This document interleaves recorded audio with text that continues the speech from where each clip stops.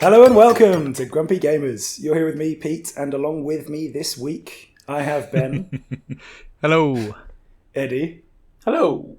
And our resident critic, Kirk. I see what you did there. Don't worry, I got you. Yeah. Hello. Welcome. Good of you to show up. Yeah. So, I mean, all four of us on a show. This is good stuff, boys. Novel. It's a rarity. It is. It's immediately abandoned next week, but at least we've given you advance notice, Ben. So, yeah, no, we had a 5-minute discussion before this where everyone was just saying the times they can't be on in the future. So, yeah, great. Cheers. Yeah, no, but today, they're off. But today you got us all, so it's good. Exactly. The best possible combination, sort of, in a way. Minus Kirk. Yes, anyway.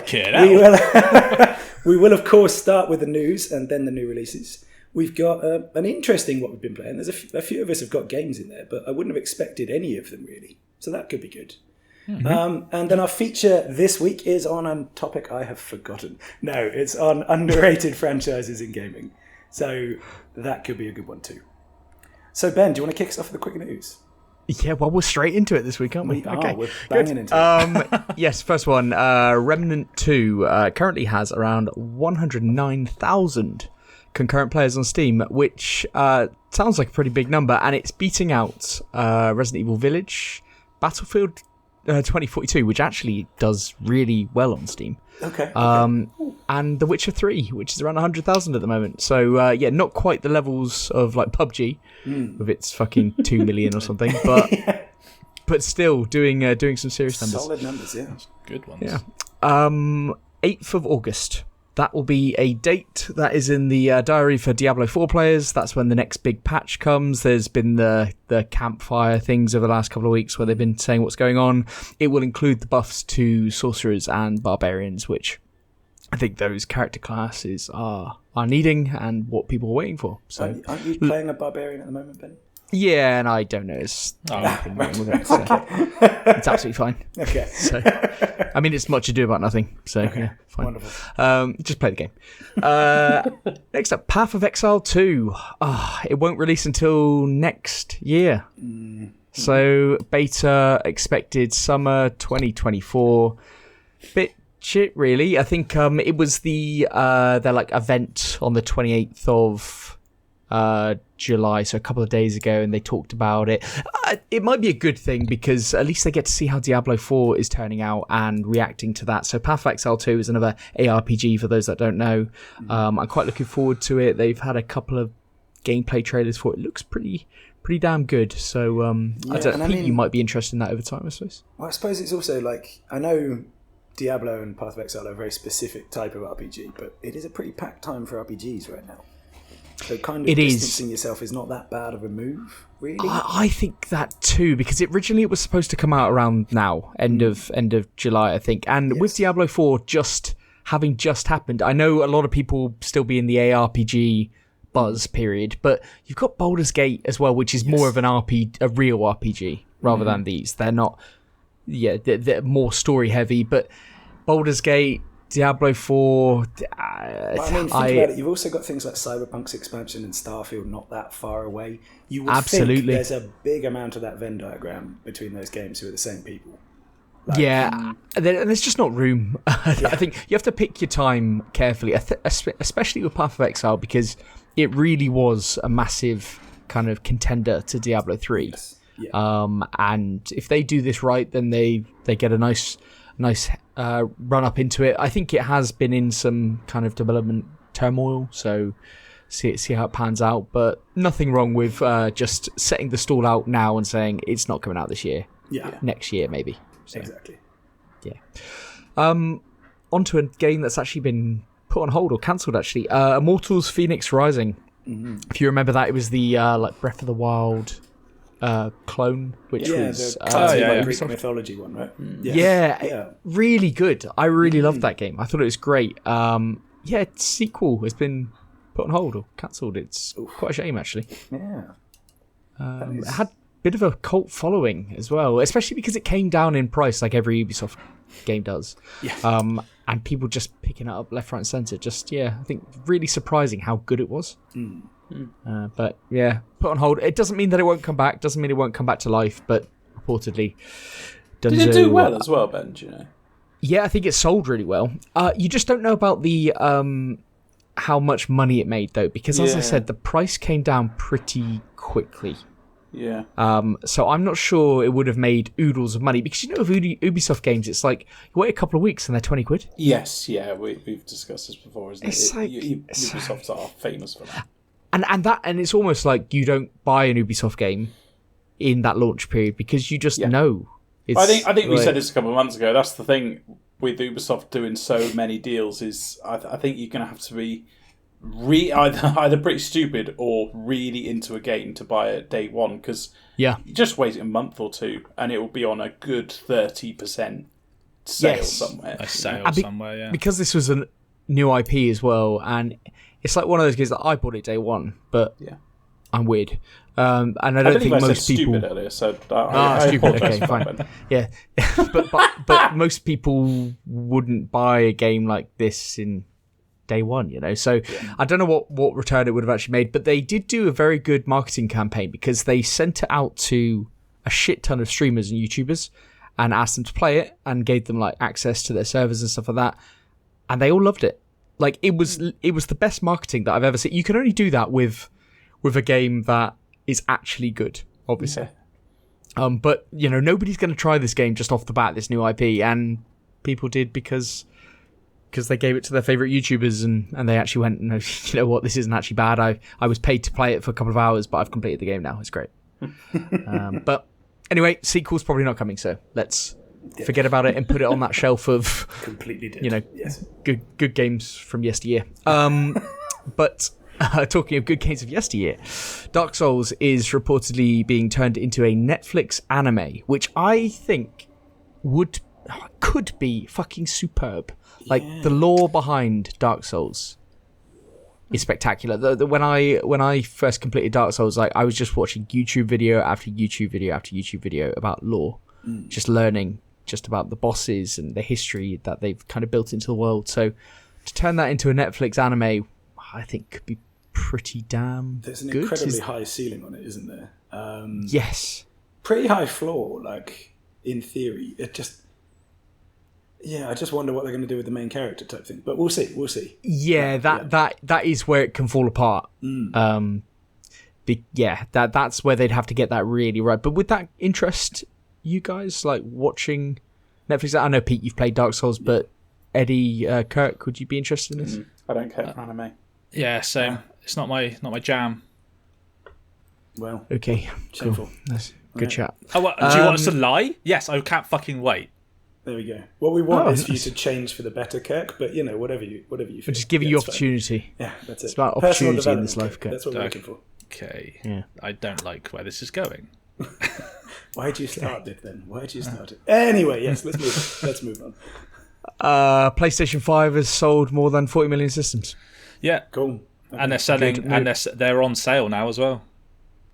Yeah, you they're said on sale that the other day. everywhere. Chat, didn't you? They've knocked some money off or something. Yeah, 75 quid across the board for most of the SKUs and deals that they're doing everywhere. So that's a big fucking deal. That fucking takes the piss, isn't it? Just like 75 quid off.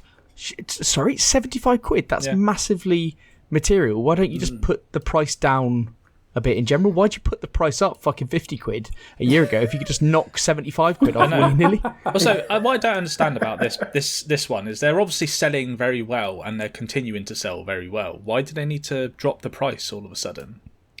Yeah, well, they didn't need to put the price up, this says. No, I know, but... Okay. But yeah, no, I agree with you, Kat. Strange. It's just a strange decision in my eyes. Like, I guess they're trying to capitalise on the fact that they've just announced 40 million systems sold. Woo! But, great. Yeah. Big old number, though. Big old number.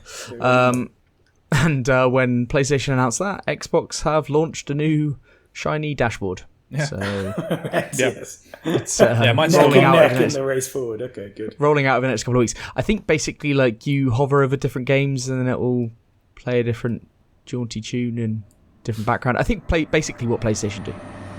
Okay. Cool. Okay. So Fair enough. cool. And next or last one, Tencent are becoming majority shareholders in Techland, the makers of Dying Light. I think this is actually like from a week ago, but we didn't mention it, so I'm mentioning it now for completeness. Old quick news, that one. Old quick news. Old quick news, but some new news that quick news that we've got. New news. New news. Yeah, new. That was in Teletubbies, right? The Hoover. Yes, it was. Oh, I thought you were doing the clangers. Yeah, that's how it sounded. Oh, maybe that's what it was. Maybe that. Yeah. The clangers. I mean, they're from before our time. Fuck me. Yeah. That's going back. I was definitely doing something from our time. Anyway, so I just something that came to light is very recently. IGN have reported sources told VGC that dev kits have been handed out to partner studios for the Switch's successor. It's also apparently scheduled to be released the second half of 2024, and it will have an LCD screen to keep costs down, which is a bit weird because the most recent one is an OLED. And there is a cartridge slot on it for physical games, but there is no confirmation of it if it's backwards compatible just yet.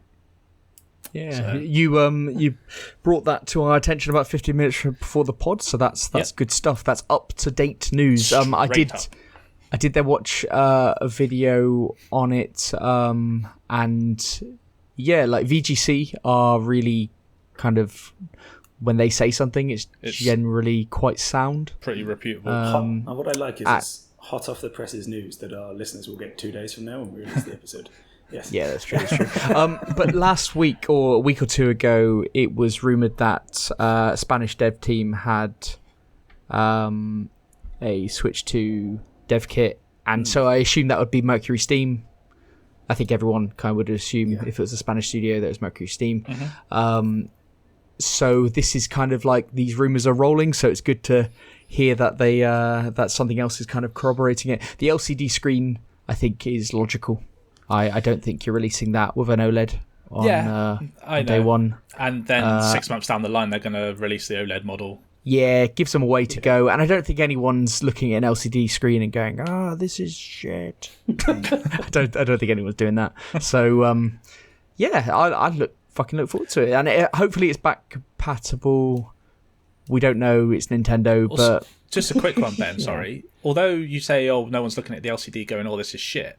What about if you've got the OLED? Because going back to the LCD is a step back, correct? Yeah, I do have the OLED. OLED is fucking wonderful, but if it's a new console, I think the whole thing of that will... Yeah, I don't... I think you get lost in that. We'll have to see. Fair enough. It's a marketing thing so they can release an OLED version 6 months later. Yeah, absolutely. Yeah, and it makes sense. Like, that'd be a step up. I don't want to have to fork out fucking 500 quid for a new Switch, you know. Yeah. So if they can keep the cost down and it come in at a nice price point, that you got to remember that a lot of households have multiple Switches, and so this has become a console that people buy for like their many children or themselves and stuff like that. So they have to have that in mind when releasing a new console, that people will buy multiple versions of this. Mm-hmm. So they can't just be forking out. They can't have the base model being fucking... Yeah, no, I get that, yeah. So, yeah. Well, there you go. That's the end of the quick news. Wonderful. So leading off in the main news then, Final Fantasy XIV is coming to Xbox. Yeah. Heard about this? There we go. That was a very half-hearted word, Eddie, but... Yeah, because I don't give a shit, but it was... You paused as if it was great news, so I had to woo. Okay, good. Good to know how you were. Excellent. So this is a long-awaited platform edition and was announced at this year's Final Fantasy Fan Fest in Las Vegas, with Phil Spencer taking the stage himself, of course. Daddy Phil. Yeah. Okay, yeah. The game will be playable on Xbox Series X and S consoles and is available in full from spring 2024. The quote from Daddy Phil, thank you, Kirk, said, "What I really appreciate you and your team is that you put the player in the centre of everything you do. At Xbox, we share a very similar spirit." There's where the new dashboard came from, clearly. So, yeah, the Xbox console version will feature fast loading and 4K support. It's going to have cross-play with other platforms, which you'd think kind of is a necessity for an MMO at this point. And they have been talking a little bit more about further collaboration potentially, seem to be anyway, or at least suggesting that there might be more to it. They've also they also added that the expansion Dawn Trail will be part of this release, which is the next one upcoming, isn't it? So yes, it is, yeah. Yeah, I mean, very good news for anyone who wants another old RPG. It is relatively old now, but it's still insanely popular. Much like this one. But there's a lot of Xbox players that don't have a PlayStation and have been wanting to play this. So this is music to their ears, isn't it? Also, isn't the CEO a relatively new CEO of Square Enix? Am I getting that right? Because I believe I read somewhere that he's very keen for this collaboration with Xbox moving forward, whereas I think previously it was a bit more. It was all tilted towards PlayStation from the previous CEO. Yeah, well, it has been heavily tilted. Whether it's the new CEO, I can't verify for you, but that would be interesting if true. But seeing more work between Square Enix and Xbox would be a good thing, wouldn't it? Definitely. Yeah, I think if they can start bringing Final Fantasy games to Xbox, like the newest and greatest ones, and I think PlayStation have obviously got the marketing rights and then bought the exclusivity and that type of stuff to Final Fantasy 16, and when you get a third-party game like that and then it's just got exclusivity, you don't like it on any side, do you? Especially when it comes to Final Fantasy 14, it's an MMO, and it's old now, but it's so popular, like you said, Pete. It's one of the most popular in the world, isn't it? MMOs. Yes. Yeah. So it might actually hold top spot at the moment in terms of popularity. Which there we go. And it's so it is big news. I think it might symbolise something greater for Xbox going forwards. There's always that thing of, well, Xbox players wouldn't buy JRPGs. Well, got to give it a chance. Got to give it a chance. So. Eddie? I was going to say... I'm here, but at least, say you're done. You just went Do I need to hand over to you, Eddie? That's Come on. fucking weird. Yeah, but then I'm just interrupting. Just jump in like you normally do. Jump in like you normally do. Fucking hell. All right, there's a big debate going on over the advertising of Ratchet and Clank needing the PS5's SSD on release. So I'll refresh your memory. Back in 2020, ahead of the launch of Ratchet and Clank and the PS5 itself, creative director Marcus Smith said that Ratchet and Clank Rift Apart is a game that utilises dimensions and dimensional rifts, and that would not have been possible without the solid-state drive of the PlayStation 5. Oh, that rhymed. Wonder if he meant that. This statement has proven to be quite controversial over the years, with people saying that they're outright lying and it's not true, blah, blah, blah. Well, Ratchet & Clank, as we know, launched on July 26th on PC. So now people have gone on and seen the results. The results, in short, in my opinion anyway, is it doesn't run well on, anything. People have done tests... Well, people have played it on low-end rigs where there was a lot of graphical problems, lots of stuttering, and even on high-end states with good SSDs, it's still janky, and they have some small buffering issues and stuff like that. And loading screens take a while, up to a minute apparently. But people are still going on and saying it's false advertising, as it can run on current Uber computers. Despite the fact that the game came out 2 years ago and they're talking about computers that were made yesterday, but we won't go into that.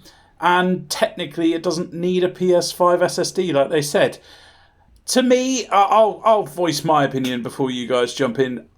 This seems like a load of fucking bollocks, once again. I mean, it runs poorly on high-end spec computers with good, brand new SSDs. So to me...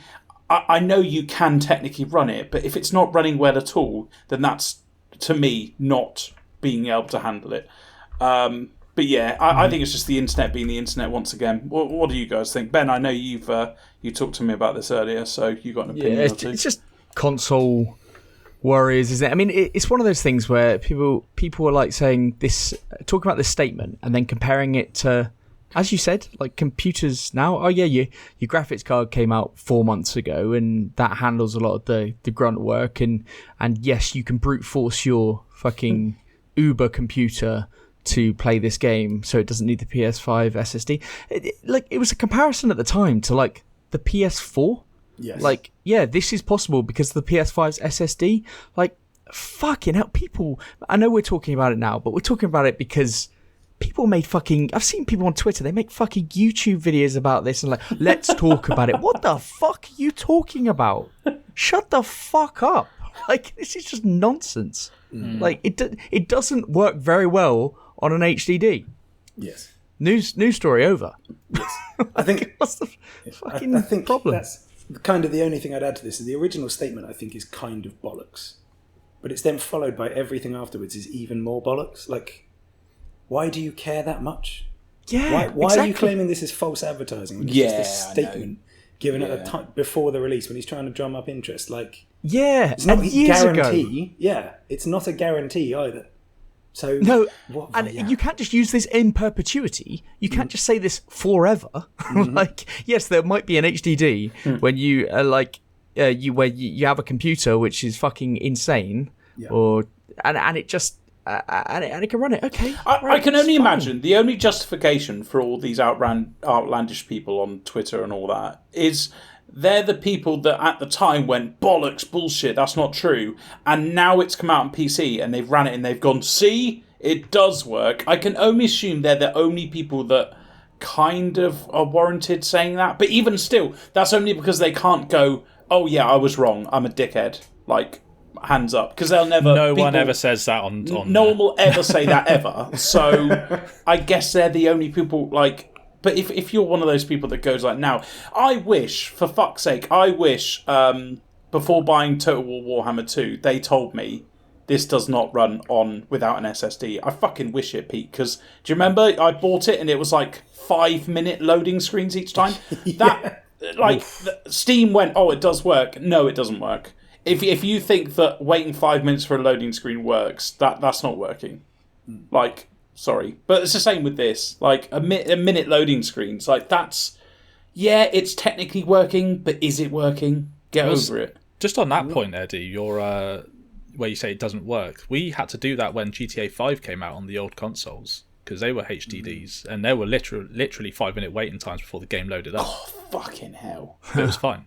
But this is the thing. If you're going to make such a fuss over something in 2020, you may as well go back to the quotes about original Pong on MS-DOS and compare it to the fact you can now play on a smart fridge. Like, just get on with your life. Yeah, exactly. Like, Kirk, is this console warriors? Is this why these the only people? I fucking hate Twitter with the console warriors shit, mate. It's a lot more prevalent than you realise. It really is, and people just need to fucking grow up. I've come round to it, Kirk. I used to say like, well, I don't really see it, but I just think it's everywhere.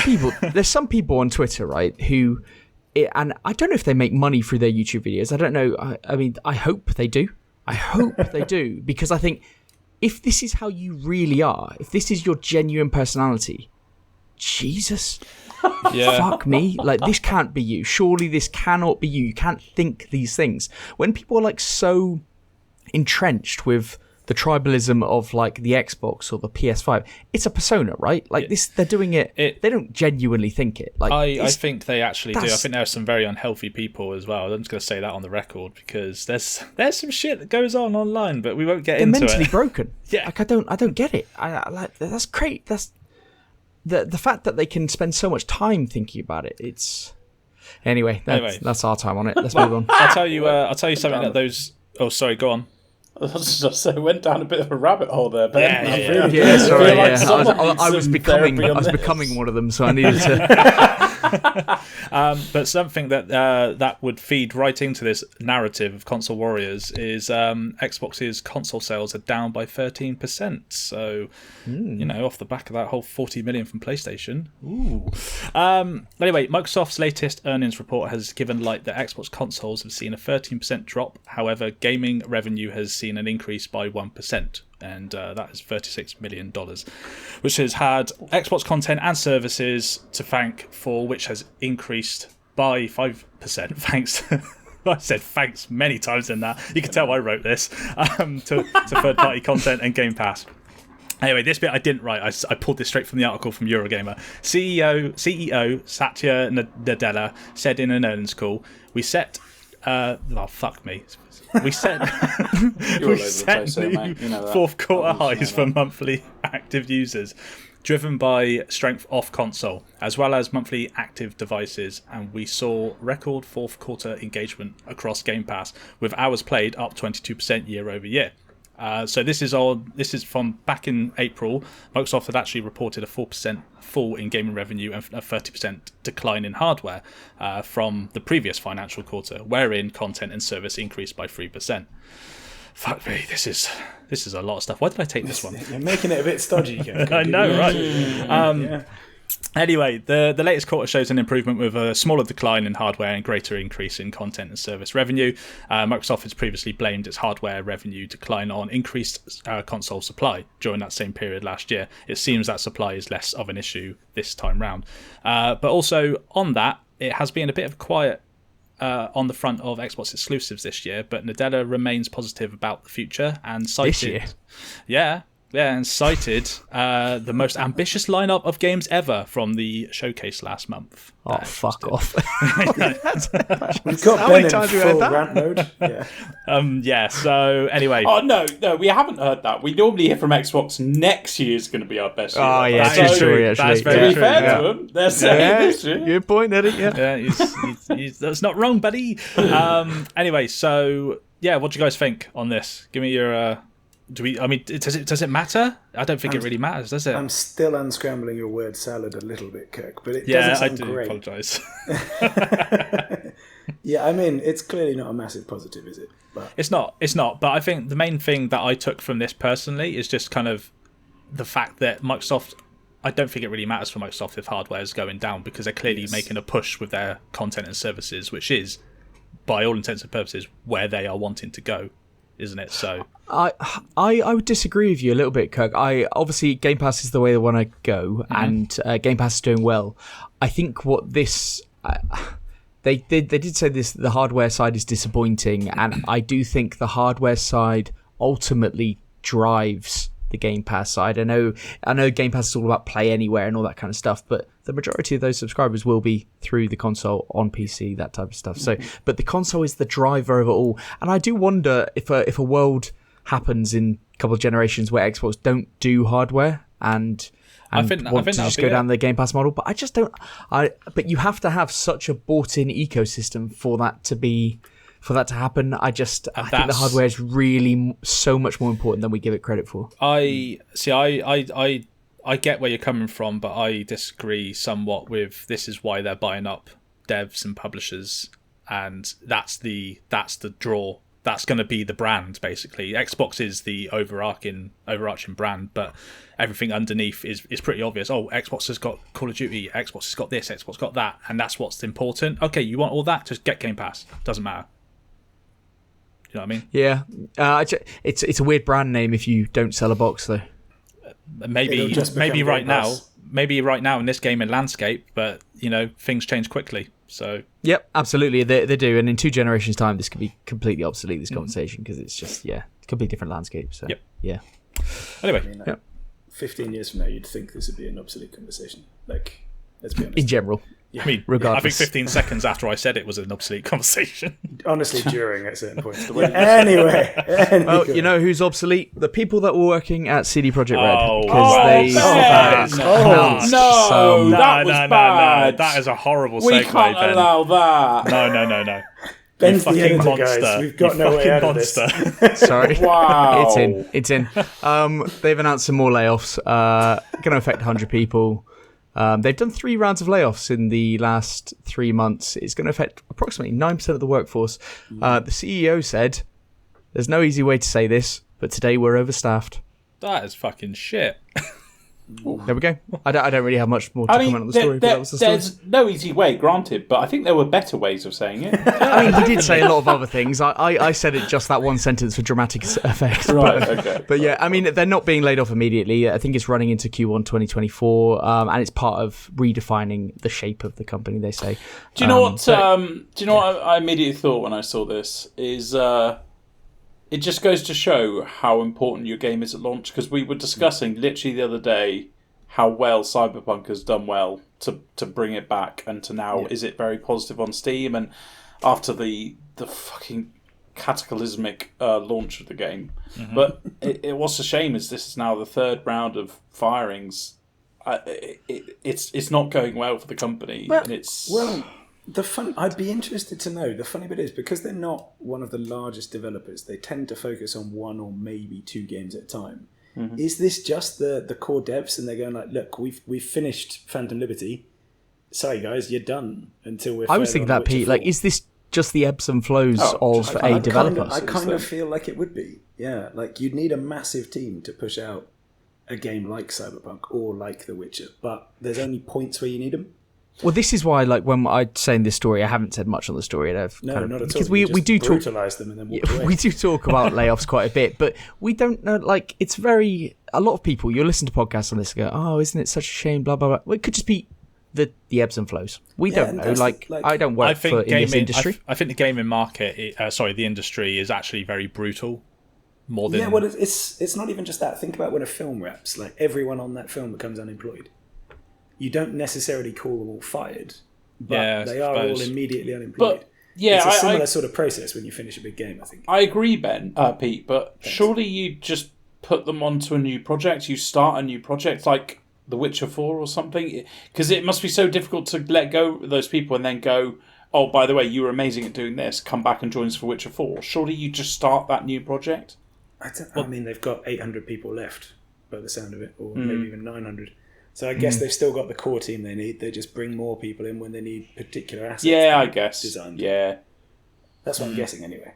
Yeah, well, in that case, how about this? Don't put these people on permanent contracts when you hire them. That put them would on be wiser, yes. Contractual contracts. But they might not be. Like, again, like they might not have been. Judging by that short-term comment you said, Ben, it does sound like people are being let go. Honestly, it sounds like Ben could have provided more details. I wish he did. I wish he did. The problem is, you read an article like this and you're just like, well, the people writing this don't have a clue. So, Ben, you're very critical today. Jeez. It's just a bit like, yeah, we this is a news story, but we don't really know. Okay, good, fantastic. I'm glad to finish on a point of authority. So I am looking forward, however, Ben, to you keeping this energy through the new releases. So I feel we should move on to that. Oh no, Ben's just going to put down all these games. Oh, well, that's good, because they're all shit, apart from the last two, so that's fine. Wow. Right. Wow. Let's start with Adore, coming out on PC, no, not PC. Why has it got PC there? Pete, you're wrong. PlayStation's, Xboxes, and Switch, August 3rd. Adore is an action fuck me. Let's start again, shall we, boys? Let me swallow my saliva and start again. Have you got Kirk syndrome? Kirk syndrome. Very good. I wasn't wrong. It's been in early access. This is the full release on PC, Eddie. Get fucked. Oh, right, okay. Early access is 2020. Indeed, yeah. They've had a long one. Oh, yeah, coming out on PC as well. Fuck you. Oh, right, full release on PC. How about that then, Pete? Because it has been out on PC since February 2020, so yes, go fuck yourself back. Adore is an action creature collecting game where you build your team of unique creatures. I'm having a real problem with creatures. Do you know why? I think my brain's going to like create. What the fuck's wrong with me? Yeah, creatures, and go on a journey to resurrect the god of the creatures. It came out in PC February 2020. It's very positive on Steam. Just saying that. Yeah. And there's also a free demo on Steam, just in case you wanted that as well. So yeah, it's an action adventure game where you run around and capture creatures, and then you use those creatures, and it's all about synergizing with them and making sure, you know, all that kind of crap. Yeah, not for me. What do you guys think? You make it sound. I thought it looked quite good. You make it sound like a mythical Pokemon. It does. Yeah, you did make it sound like Pokemon. I thought Ben would like this. I think the art style is pretty darn good. I think it looks very clean, very polished. Yep, isometric. The game doesn't look like it's for me, but I can see why people would like it. Yeah, very positive on Steam. I mean, 200 odd reviews. It's not an incredible massive, sample size, but 300, Ben. It's 297, mate. Come on. Oh, but I sorry. know you want He's to be in a very dramatic. that is 50% more than I said. So yeah, fair play. Oh, fuck's sake. Kirk, is this going to be another week? Is it, Kirk? It's going to be one of those. It's going to be one of those weeks, mate. Should we find Kirk? Find again? Kirk. We should change the name from new releases to Let's Find Kirk Again.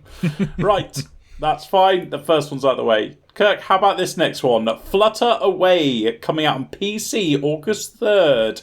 Enjoy the serenity of the Amazon rainforest in this... Fuck me, serenity of the Amazon rainforest? The noisiest place on the planet? Are you kidding me? Right, let's move on. In this cozy, short nature exploration game, as a butterfly researcher on a 5-day camping trip... Why 5-day? Why has it done that? Explore nearby tracks, take photos, meet animal friends, and journal the discoveries found along the way. Along the way! Why put an exclamation mark there as well? Oh, God, you can tell I'm not going to say good things about this game, don't you? Just by the way I reacted to that blood. 100%, yes. It says it's an adventure game. It is not an adventure game. Please do not buy this thinking it's an adventure game unless your idea of adventure is to take pictures of capybaras. In that case, it's a really good adventure game. The atmosphere is quite nice, though. Did it say adventure game? I think it said exploration game. No, it does. I think it's one of the tags. Kirk, if you did any research whatsoever, you would see that it does say that. But we'll ignore that. Kirk has told us in the past that he looks at a picture. I'm currently watching videos, mate. You're watching videos? Shit, you've upgraded. Is that because we... podcast, Kirk? Do you know what's amazing? I'm not telling you what the videos are. When I was doing my research earlier, I saw someone like highlighting the names, and I didn't even bother who it was because I knew it's going to be Ben, because Ben is the only one that looks at these games. So I was like, fine, leave it. Hey, I look at these. Pete, Kirk, you look at Pete videos during me saying the section as well. I will say that I currently have all of them open on my tabs, so... So that's the proof that bullying works, because when Kirk told us that he just looked at pictures and we had a real go at him and said, what, you don't even do any research, you don't watch videos, it's so easy, but it works because he now does it. I didn't do it the last time I was on, but yes, it does work. Yeah, that does work. It's just a shame it doesn't improve his opinion at all. No. Anyway, I mean, this game does look terrible. Right. Here's a test for you. Here's a test. Control X. Kirk, tell us about Gord that's coming out on August 8th. Oh, God. I will not... No, you don't need to open up the tab, Kirk, because you've already done your research. What? I haven't done the research yet. Right, thank you. Go do it on the fly. You do it on the fly. Brilliant. Excellent, Pete. I'm going to test you there. So I think the visuals are okay. But I feel the visuals need to be better for this type of game, because this game is literally walking from place to place, taking photos of things. But I don't know. There's a demo. There's a demo on Steam. Are any of you interested? You know what, Kirk? I'm not even going to rag on you if you're not interested in this, because this looks like a pile of shit to me. It looks like shit. Yes, I'm sorry. Yeah, it does look tragic. So no, Ben! Ben's normally the nice one. It's when it had the serenity of the Amazon rainforest. You're absolutely right. It's the serenity of Amazon rainforest. That sounds like my worst nightmare. You could die in so many ways. Yeah, he's being eaten alive by mosquitoes as he's taking photographs. That's what this is. There's no mosquitoes in the game, I'll have you know. Just so okay, so it's not even realistic. There you go. Right, let's realism move on. Was what they were going for. 2. Tiny Thor. It's coming out on Switch August 3rd. It's that retro platformer we saw last month. I was going to say, seen this, haven't we? Yeah, exactly. And you didn't even need to do research there, Kirk. It was re-released on PC last month. The original came out in 2014. Yeah, I think, and I think we said this at the time, I think this is a brilliant Switch game. Yeah. Yes. I think it's his best home. Yeah. I think it's his best home. Cool little. So I was just watching the video because I'm doing my research on the fly here. It reminds me a lot of like your typical. Like it reminds me of Sonic actually, but just not as quick. But there is a cool mechanic with the hammer where I've just seen they throw it into like a passageway which goes into a open kind of room which has some block boxes in there, which I'm assuming Don't be a try-hard, Kirk. So yeah, it's a cool little. Oh, fuck you. I can't win, can I? Just reading that out as it happened as well. When we talked about this game basically. last month, you could have done the research then as well, mate. I wouldn't have remembered. Fuck's sake. Right, let's move on to something I wish happened to Kirk. Death Becomes You, coming out on PlayStations, Xboxes and Switch, Fucking hell. August 4th. Who killed your best friend? Find out the truth before four suspects frame you instead. Death Becomes You is a mystery visual novel where you entangle the dark secrets and relationships between your fellow Magic University students. Ooh, so it's an interactive visual novel murder mystery game. It's got anime visuals. This, to me, looks like the worst pile of shit I've ever seen, but Ben likes those kind of JRPG This is a bang game. Yeah. shitty-looking games. You know what Jennifer's I don't Body. like about it? Oh, Sorry. I don't like that hasn't got voice acting. Oh, Like it seems to me that's like the this killer. is prime for voice acting. Don't you think? Like it has to have voice acting because it doesn't have much else going on for it. It's got lots no, of I think reading. that would actually turn it into something that could be half decent. But I think they really missed a trick there because I did to be honest, I thought that it looked okay. I know it's anime visuals and it's a particular audience, but if it had voice acting, I'd be like, yeah, that could be quite a good game. But it does not, so I'm out. Do you know what really upsets me as well is like it's anime visuals, but if I feel like the person who's done the drawings, they don't know how to do the eyes because all people's eyes here look, I don't know, Terrifying. Yeah, kind of creepy and scary. Like they've got smiley eyes when they're frowning and frowny eyes when they're Yeah, it's Frowny eyes. Frowny eyes. Yeah. Not for me. Kirk, how about that one? That's a goodie. Yeah, I'm not dealing with any of that. I hate anime, and I don't like those types of games. I'm not a fan. Did you watch the Cyberpunk anime, Kirk? No. Shameful. It's the art stuff. The only anime I've ever watched is Pokemon. That's it. Okay. Good choice. Might want to change that for Cyberpunk. It was really good. Okay. But still, it's just I don't like that kind of thing's not for me.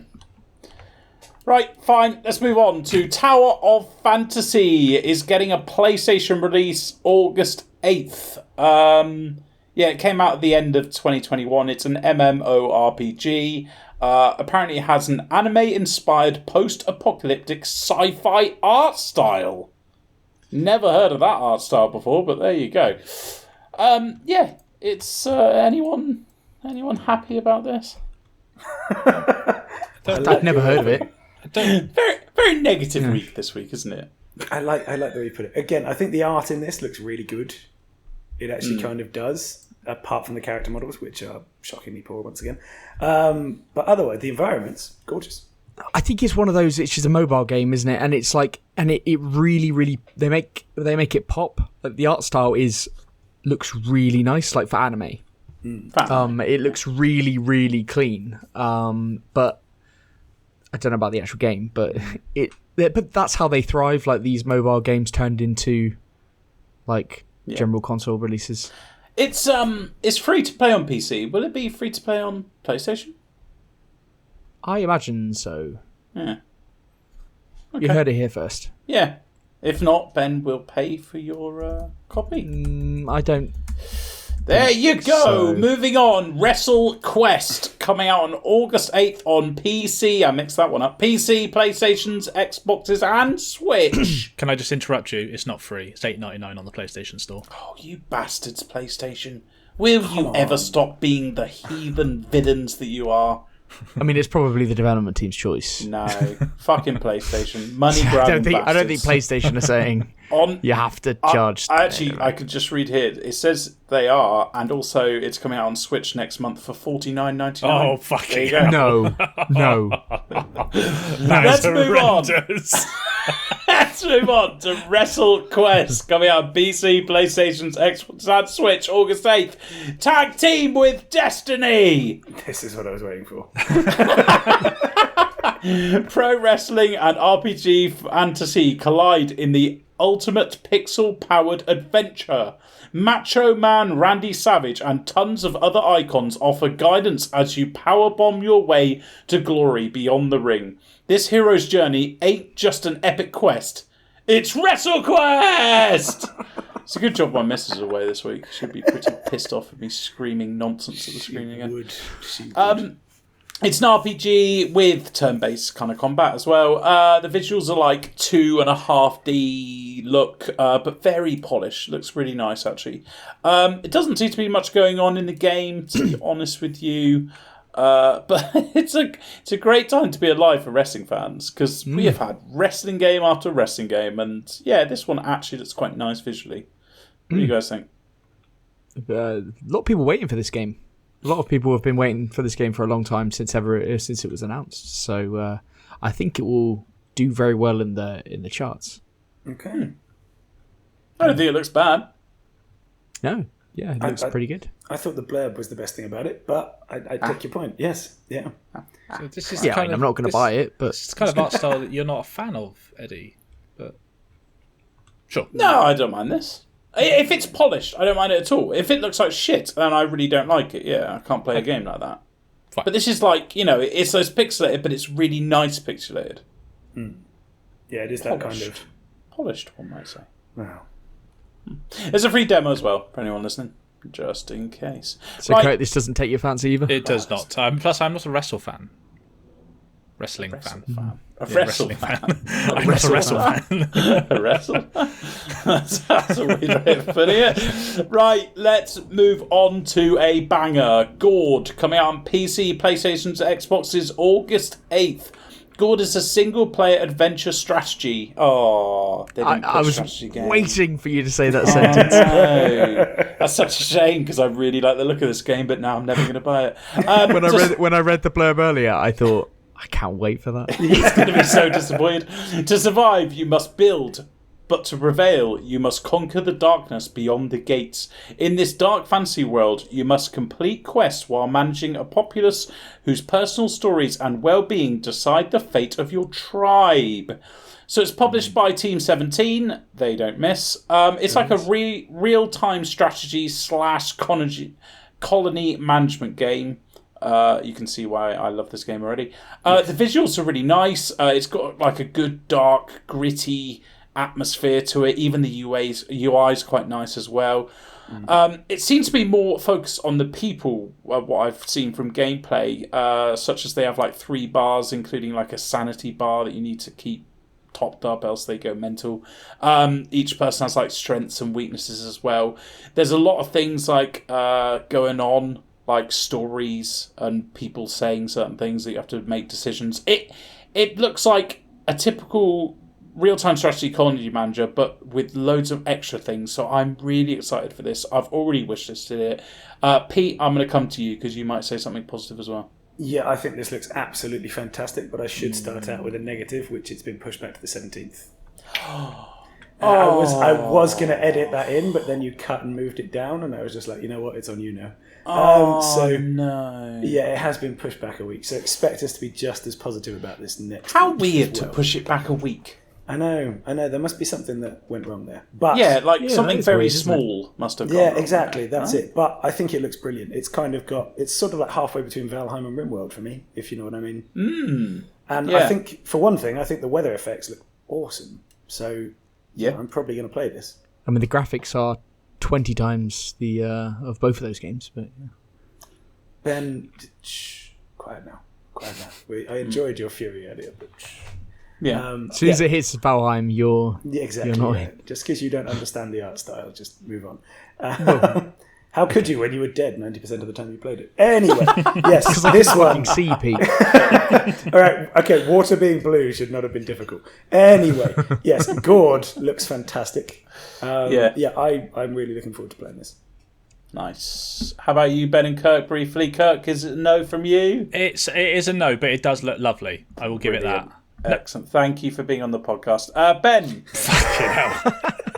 I thought this was great. When you actually look at the videos on Steam, the first video has no gameplay.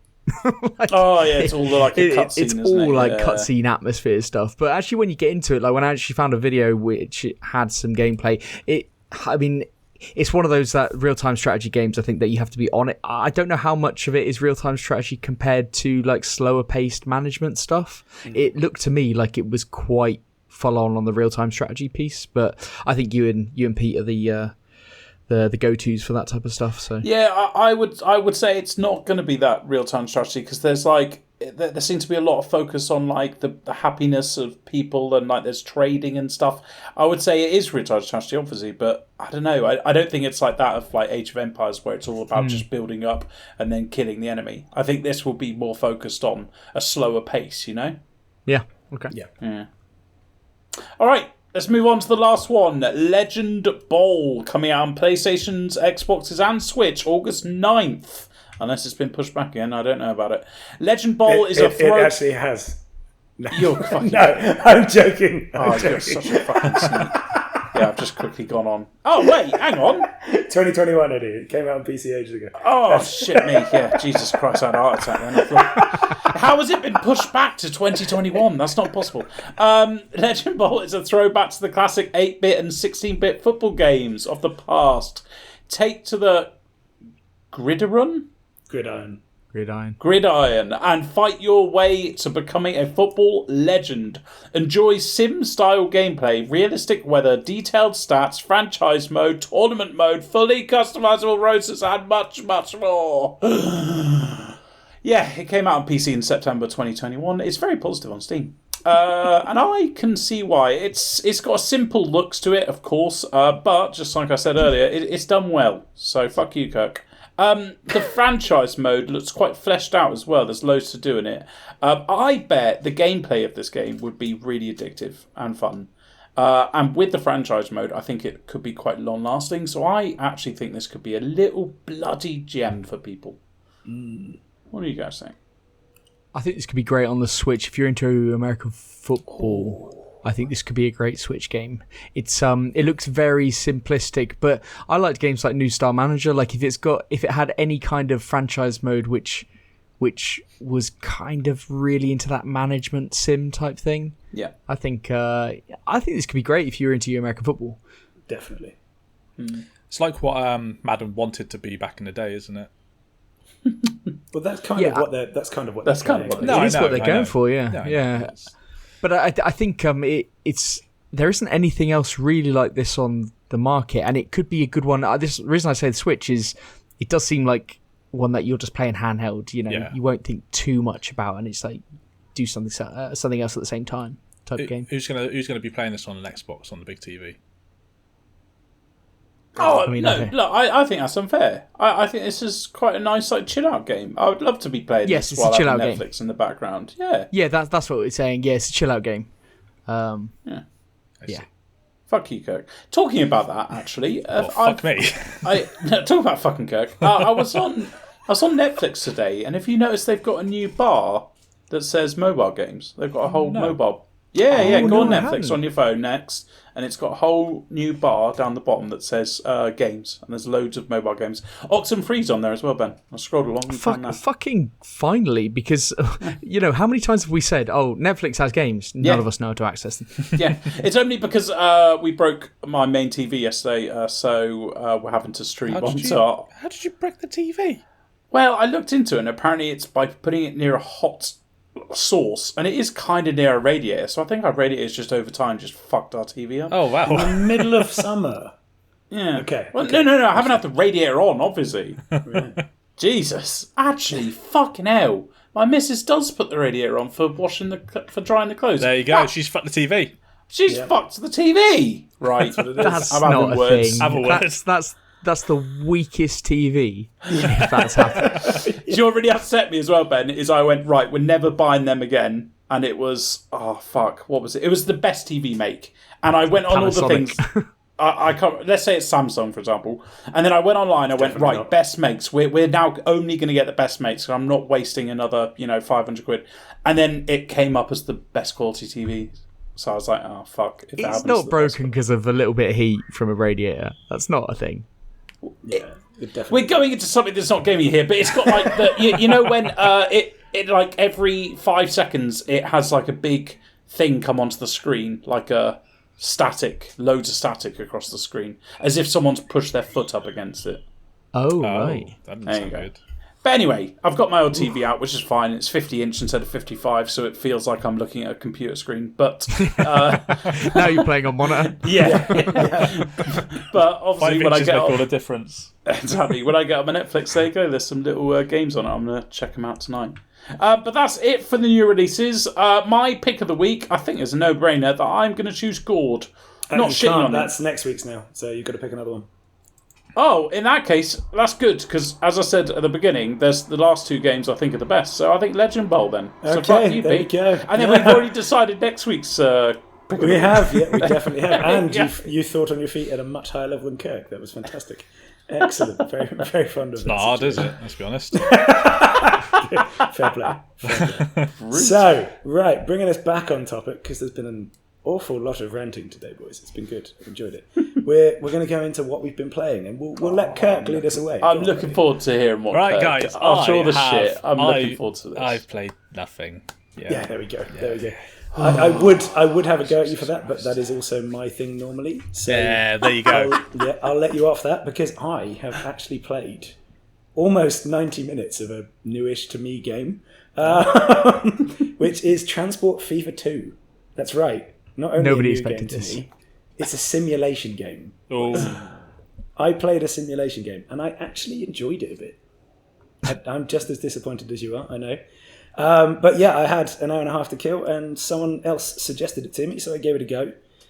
And it's actually Who really is fun. suggesting this game? Let's not go into detail. Your bus driver? Between the lines. It's a train driver, actually, but close enough. Yes. No. It's got actually really good detailing. It's how to put it. It's like a cross between City Skylines and the other simulator transport games. That's how I'd put it. And that's kind of what I liked about it a lot. It's got really strong detail, really strong UI, and it's got quite an addictive upgrade system. I suspect, actually, that Warhammer 3 with the Chaos Dwarves kind of led me in this direction because of the way their economy works. And this was in a similar vein to that. What? It's really annoying. Yeah, I know. You can't keep up with it, can you? Who ties you up and made you play this? Like, I'm not mad at it. I would play it, but you feel all right, Pete? I was spending time at a girl's house. What do you expect? Oh, there you go. Right, yeah. And she suggested it, and you went like, "Oh, I'm gonna have to." Yeah. Play it. Yeah, I didn't have my laptop with me. What do you want me to do? All right, come on, now. Come on. That makes a lot more sense. The weird bit is still the fact that I enjoyed this. That's the weird bit. It was again, no other option was available. But I'm just trying to impress the girl. Did enjoy it. No, she was on a phone call. So, this is the same thing. Like when you stay at a hotel and it's got channels 1, 2, 3, and 4, and you find stuff on TV and you love it. Yeah. This is the same thing when you've got no options. To be fair, play when Transport Fever 2. You say that. I thought you'd actually enjoy this. Like, I thought. No, actually, it looks right up my street. I'm looking at pictures now. It's right, here we go. I think the other bit, of course, is that you're sort of progressing through history as well, which we all know I'm a history nerd. That helped. I did obviously almost cause myself carnage by making a circular train system and then only upgrading one of my 2 trains. Fantastic. To a much faster speed than the other one, so that made me laugh a lot when it went horribly wrong. But you are a sadist, aren't you? I know, yeah. It's so much fun as well. Watching them all fall apart. Anyway, yes, it was good. I will obviously never, before the entire heat death of the universe, understand Power Wash Simulator. But this one, which does have some similarities to games I like and did feel a bit like watching Caesar or Pharaoh, was pretty good. I had fun. Yeah. Fair enough. Yeah, I know you said you haven't played it for long, but what worried me amongst the banter, you said while she was on the phone.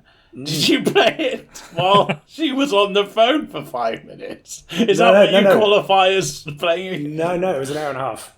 Oh, okay. Right, fine. Work call. These things happen. Right. Okay, that's acceptable. I did even say at the beginning it was 90 minutes, so you He did actually. Could have 90 listened. Yeah. 90 minutes. Sorry, that's a long time. Better than last week, Eddie. I actually have got something kind of similar to this. I've downloaded Railway Empire 2. Ben, have you played that? Because I know you said I've got it downloaded. I haven't played it yet. It's I'm waiting for some kind of lull, but there is no lull at the moment. No let up on games. That's the one that came out this year, right? Railway Empire 2. I think it did. Well, it certainly came out on Game Pass only about a month and a half ago, didn't it? Yes. So, Yeah. Release date, May 23. So it came out this year. Yeah, I'm going to give it a try over the next few weeks.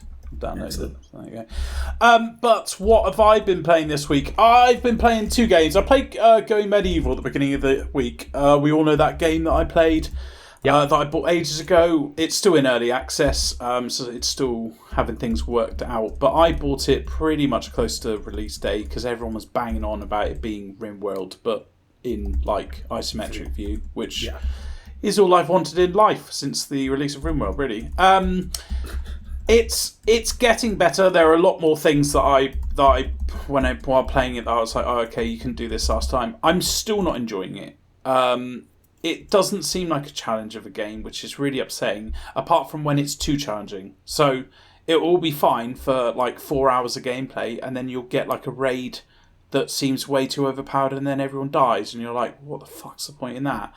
I'm also really upset. The thing that I complained about last time about this fucking game was they don't know how to do the levels, because you can go up and down levels in this game, which is great. It's what every RimWorld player likes to do. What wants from a RimWorld game, but it just looks awful. So not only is it really fiddly to get to lower and higher levels, but when you're on the current level that you're on, it's great because you can see through walls, obviously, but then you can't see the beautiful things that you've created. So I find myself flicking towards the maximum zoom out so you can see these gorgeous, like, I've got this like hamlet. I've got like 3 buildings with a huge like wall outside, and it looks stunning. Like when you look at it, and I've built like towers so the archers can shoot. It looks great, but you never see that because you're too zoomed in because of all the fucking levels. I don't know. I feel like they really fucked up there, in my opinion. There's still work to be done from the devs, though, so I shouldn't shit on it too much. For example, they've got a vassal system, Pete, where I assume you'll be able to take over people and then they become your vassals and like send you stuff, which would be so cool. I think that'd be really good. But yeah, I'll be honest, I got to about Wednesday and went, I'm not playing this anymore. I'm done with this. So uninstalled that again. I'll come back to that in another year, probably. I've been playing predominantly this week The Wandering Village. I think I told you about this last week because I've been dabbling into it a couple times last week as well. It's on Game Pass. It's like a city building colony management game, but the twist is you're on the back of a giant wandering creature. You know? Just like in real life, really. Straight off the bat, the beautiful artwork. It's so nice. It's like kind of hand drawn, almost like 2D look, like when you zoom in. But then you can zoom straight out, and you'll see that you're on the back of the animal like seamlessly. And it in a weird way, even though it's like 2D look, it's beautiful. Like even when you go to the edge of the map, you can see like the background of where the animal, the creature, is just moving throughout. The music, atmosphere. Brilliant for this kind of game. It's like the music's got like this kind of tribal music, which is hard to explain. So go onto YouTube videos and have a listen. It is really nice. It suits the game really well. As for the mechanics, though, kind of let down. It's really simple. It's kind of like a really simple like city building game with not many branches. Even the research tree, you can only choose one or the other of something. I guess the only extra things are that you can do things with a monster. Like I can see that I can build like something to feed him. And I think like looking at like research trees that I've looked online, you can actually get to stages where like you can guide the monster. So the monster is walking, and you can see a world map, and it's going into different regions. I can see that there's like snowy regions, there's water, so at one point the monster will be swimming. As I said, I haven't got to that stage yet, but I assume that'll like change the game in a completely different way. Yeah. Yeah, it's. I'm going to carry on playing it. I'm going to force myself to carry on playing it. I'm not enjoying it too much because, as I said, mechanically it's quite simple, and I think I could be playing RimWorld instead. But look, it's a really nice looking game. It's quite a quirky one. I think this game would be brilliant if you're not like a hardcore gamer. If you're just like I like jumping on and playing nice atmospheric city builders. Definitely give this a go. It's free on Game Pass, and it's a nice little charming game, dare I say it. Oh, and it's very positive on Steam. So I was going to say, the reviews are stunning, aren't they? There you go. Yeah. I think it's because if you do your research and look at this game, and then you go in to play it, you're not disappointed. Because it still looks great, it plays well, and it's fine. Like, everything you want it to do, it's fine. So... yeah, I recommend this game. The sort of immediate question that pops up for me is, do the people, the way they're designed, not throw you off a little bit compared to the rest of the art? I think it's honestly, it's so weird. It's like charming the way it's done because they're like they've got like thick outlines around the back of them. Yeah, they sort of look like paper cutouts that have been stuck onto the village. Yes, they do. But just the way they kind of walk around and hop around, there's like enough animations in them, if you know what I mean, that make it actually look quite real. Mm-hmm. Okay, fair enough. I can see why it'd be charming, though. It's got that Studio Ghibli style art again, hasn't it? It's a nice art style. The atmosphere goes so well with it. The music goes so well with it. Yeah, I'm not mad at it. If you like a simple game, I think this is fucking hands down brilliant. Awesome stuff. Yeah. Okay, and we're on to you then, Ben. Yeah, so I've been playing Remnant 2. Yes. So I decided to get this when I was just... you know, when you think about getting it, and then you just check what the price is. You know, you just have a little look, see what the price is. And it was £36. I was like, oh shit, you couldn't really turn that one down. So I absolutely love the first one. Yes. That's so funny because I did the exact same the other day for Jagged Alliance 3, and I saw that I could find it for £22, and I went, oh, that's a bit too steep for me. We are two very different people. Yes. Yeah. I look at it from that perspective, the brand new game kind of perspective, and I'm willing to spend £70 on a game. So, but your threshold is different to mine. But I did absolutely love this first one, and I've always said that it's my favourite Souls-like game. So outside of kind of Dark Souls, it's kind of called Dark Souls with guns. I've described it as that before. It's a bit unfair, really, to call it that. Like, it is definitely its own independent thing, and it is very different from Dark Souls. But it does kind of set the tone when you tell people that. It's procedurally generated at times, and your role of the particular world puts things in different orders and has different bosses and different boss orders, and you in a single playthrough you won't even see all the bosses. Even like the bosses are just everywhere in this game, and side dungeons are everywhere and all that kind of stuff. So, but even then you just won't see everything because you didn't get that particular role. So it's got that replayability factor kind of like built into it, which is brilliant for these games, because when people play Souls games or Souls likes, they generally like to have a few different runs of them. But this kind of franchise is different to the Dark Souls. A lot of Dark Souls things in Dark Souls kind of piss me off. Right. And this kind of says, okay, we're just not going to do all of that. So things like, when you die in Dark Souls or a Souls game, there's like a big run to the boss again. Yes. None of that. Just checkpoint immediately outside. It's exactly the same in the first game. It's just like, no, don't worry about that. We know you can get to the boss again. We know you could just run past things or you could kill things. But because this is a shooter, like, you kind of have to shoot things in your path. You can't really just run away.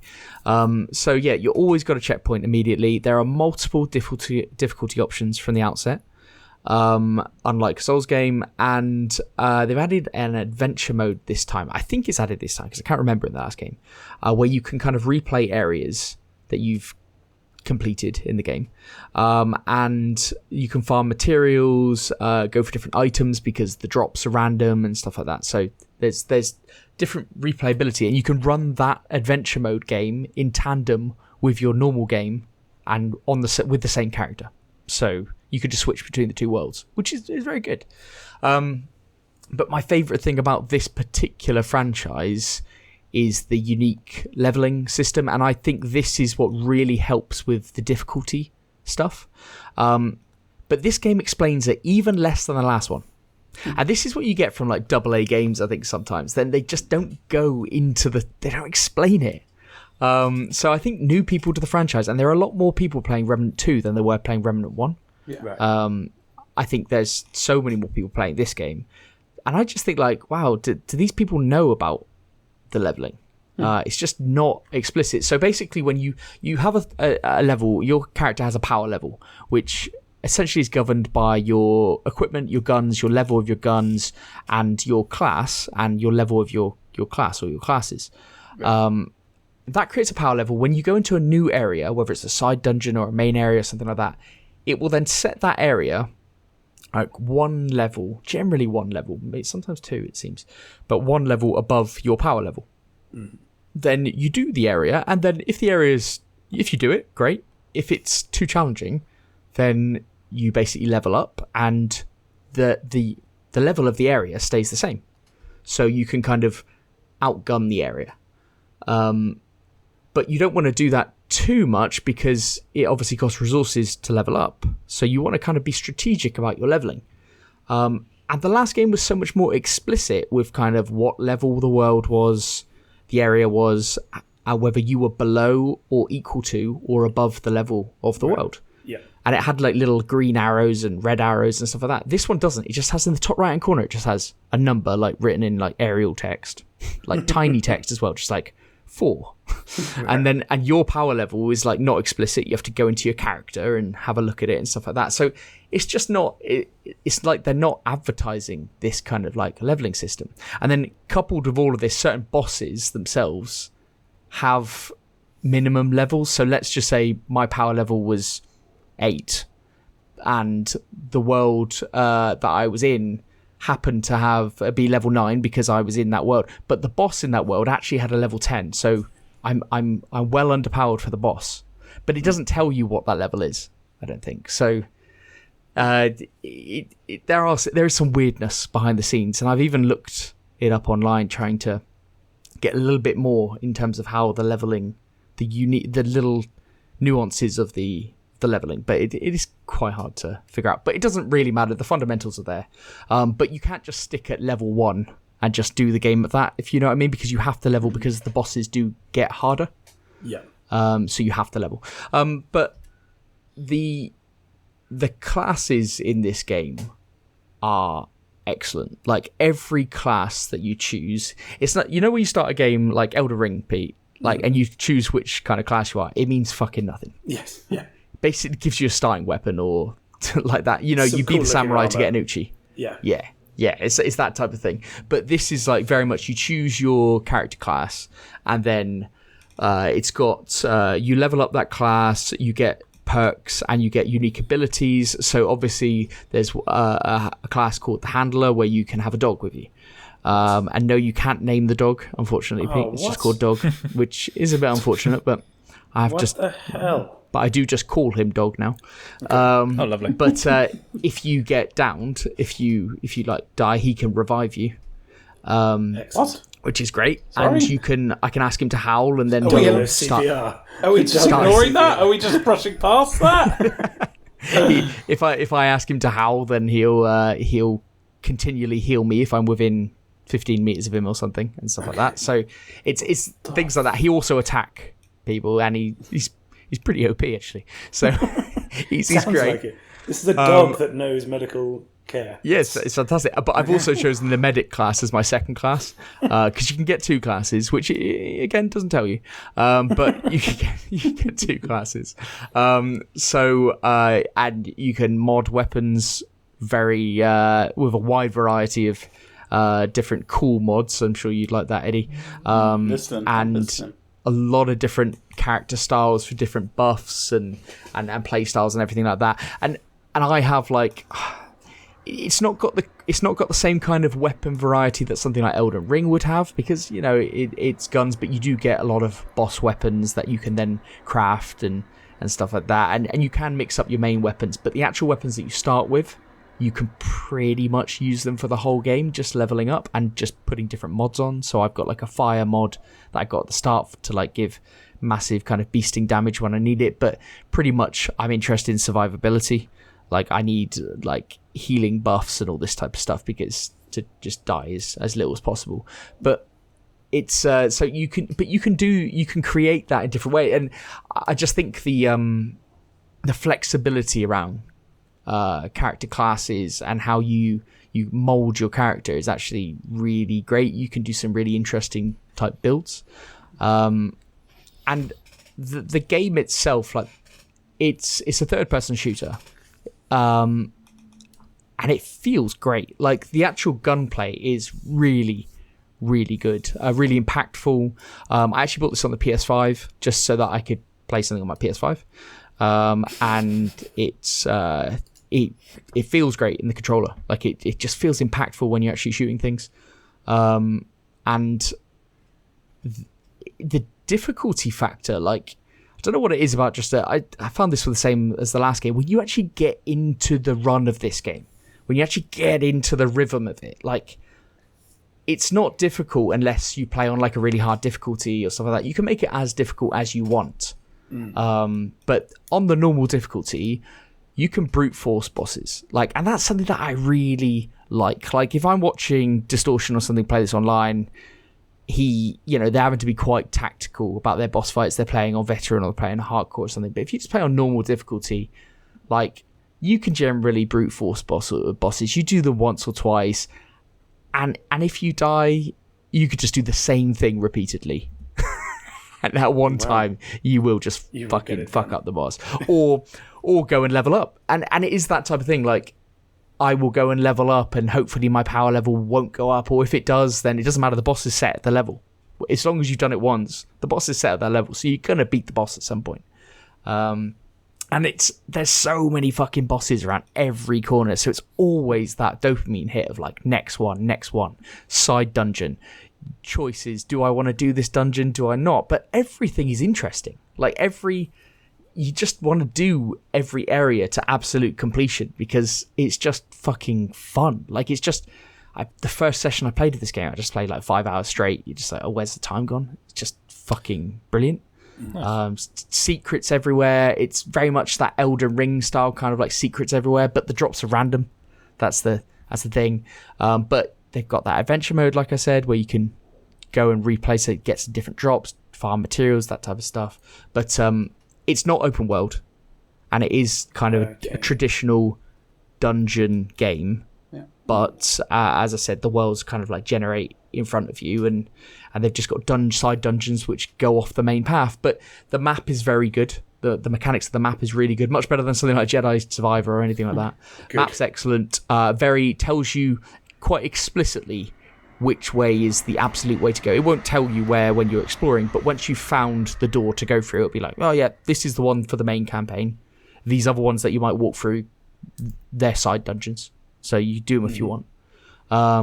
So yeah, it's just a very familiar setup that works very, very well. As I said, the only one negative, and I'd like to hear from somebody who is playing this game and has never played the first one, because that leveling system is not explained. The second character class, I don't even know if I would have known it existed unless I'd seen it online. It's not really explained what certain buffs do, what certain items do. You have to look things up, and I actually find the beauty of Souls or Souls-like games in looking things up. I fucking love it. I love it, and trying to max out your build and all that kind of stuff. That's actually my favorite way to play the game. But I think I did think, like, if I was reviewing this game like before release or so, this would be you wouldn't get the most out of it. Or you have to know the series at least. But it really has highlighted to me, like when I was playing, and again, £36. I know, Eddie, we've got different price points for our games, but I think you probably get the sentiment when I say this. Like I was like, there are other games that I've considered buying recently that are £70. And I have bought Diablo, and I love that, and I got my money's worth out of that. But there are other games where I definitely did. This is £36. If you're making a AAA game out there, like, immediately stop what you're doing and play this game. Play this game and go, you need to understand how good and polished and deep an action game can be. Like, for £36. Yeah. Like, it's immense. It looks amazing. It looks wonderful. It handles brilliantly. Excellent. Oh, it handles so well. I mean, I thought it crashed a couple of times. When I started playing, it crashed my first night. It crashed 3 times. And I was like, ooh, that's interesting. Going between areas, I thought, oh, this isn't so good. Hasn't crashed since. Like, it just, that I don't know whether that was, it patched out or something, but it's absolutely fine now. But just everything about it just oozes quality. And I don't know whether they've chosen that price point because they're like, look, the first game sold well. We've got a bit of a cult following. We've got an opportunity here to try and build up an audience at a lower price point. Mm-hmm. And if that is the choice, then I just fucking salute them because this game is fucking good. Action games. I said to you the other day, didn't I, Ben? I said, I'm surprised that everyone says about Remnant from the Ashes is quite a good game for what it received. And yet I even said, me, the cheapskate, why didn't they charge a bit more for it? Because that is a fucking good price. Yeah. But I genuinely think people would skip over it. But that, like, I would have, even though I loved the first game, I've often said that I loved the first game, if it was 70 quid, I would have gone, there's a lot of big games coming out. I'll probably just take a dip until this is cheaper or on a service or something like that. But at that price, I just thought, well, you know, it's one of my favourite games for the last couple of years. I have to play the second one. But it's as good as it gets for an action game. The one thing that I think will put people off is saying it's like a Souls game, and it's a fucking action game. It's not like a Souls game in that respect. It's not as difficult at all. Like, you can control your own difficulty, you tailor it, it's leveling, and it's, as long as you understand the leveling system and you select the right difficulty, it's all good. But it's so fucking deep.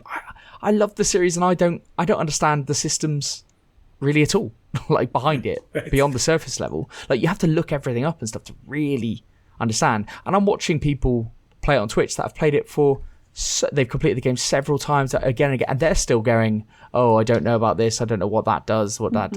It's fucking brilliant, though. This game is fucking outstanding. Excellent. I saw Wortherby's review, and the ever negative man, he praised it as well, didn't he? Yeah, he did like it. He did like it. And because you can play it in co-op and single player. I play it in single player. That's how I played the first game. And that was one thing that put me off about the marketing, because I didn't know whether this was a real co-op game. And they changed it and it was properly co-op. And I said it a few weeks ago, like, I have to wait for reviews to see whether this is actually a co-op game. And I was watching Worthby's review, and he said in it, look, this is very much a single player game or a co-op game. Like, nice. Don't worry about it. And I was like, okay, I'm in then. I'm in. But yeah, don't if you're on the fence about this one, do not put it off because you think it's a Souls game. It's an action game. It's just an action game. And a fucking brilliant one. That sounds nice. Okay. Yeah. I need to look at this in more depth. One question, Ben. How bullet spongy are the bosses? I think they're quite reasonable. When you go up in difficulty, they do like double in health. Okay. I mean, they do get an apocalypse difficulty, like the hardest difficulty is just, it's not fun. Like it just looks a fucking joke. That's just for the challenge. Yeah. On that, do any of the bosses have like multiple stages? One big one in the game does, and people hate that boss, and a lot of the bosses have a few that I've encountered so far have insta-kill moves, right? So but they are telegraphed, but it's the thing that'll get you. But the one that I have encountered that had 2 phases, and I am very much. I don't like 2 phases. I like Dark Souls 1 because I had 1 phase bosses. I'm a big fan of 1 phase bosses. But it was actually a surprise when this one particular boss, who's now quite famous in this game, was 2 phases. And I was like, shit, I'm never going to be able to do this. But then, 5 attempts or so, and you do kind of brute force it through.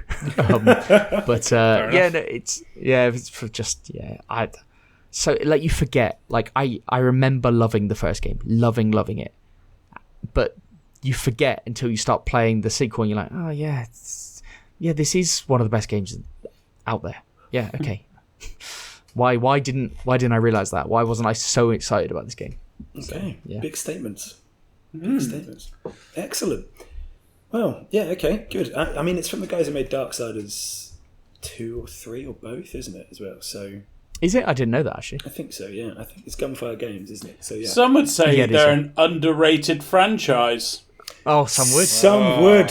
Oh my God, Eddie committing a segue. There you go. I'm so proud, Eddie. You sold I that. know. Yeah, because that is, of course, our feature for today. And it was kind of inspired by this, wasn't it, Ben? It was. When we were coming up for features, I was like, you know what? I just want to talk about fucking Remnant. No, I'm not going to talk much more about Remnant because I just banged on for about 20 minutes, so I'm not going to talk about it anymore. But obviously, this is an underrated franchise that needs to be celebrated. But it's getting its recognition now. So, but I didn't realize so many people. Well, I don't think it had played the first one, but I didn't realize so many people liked the first one. I didn't know they played it, but yeah, brilliant.